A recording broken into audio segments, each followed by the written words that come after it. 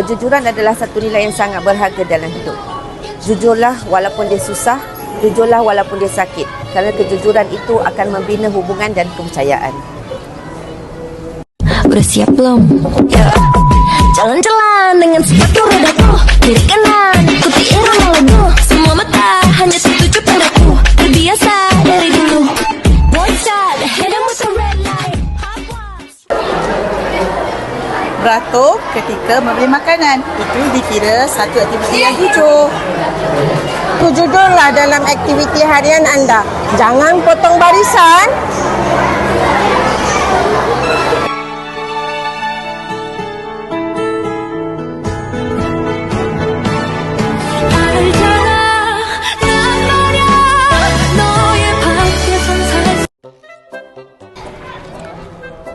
Cikgu, tadi saya jumpa duit. Aha, jumpa kat mana? Dekat jalan nak pergi ke kantin. Oh, okey, baik-baik. Terima kasih Okey, terima kasih kerana jujur dengan diri awak sendiri. Terima kasih ya, pulangkan duit ni. Kejujuran adalah asas kepercayaan, jadikan amalan dalam kehidupan kita.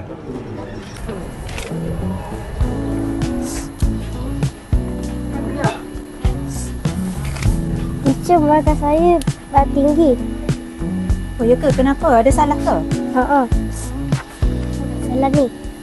Oh, okey. Terima kasih Amni jujur dengan saya. Nanti saya betulkan. Okey. Kejujuran bukan membawa keuntungan dengan segera, tetapi yakinlah bahawa ia akan mendatangkan kepercayaan dan kesungguhan dalam diri.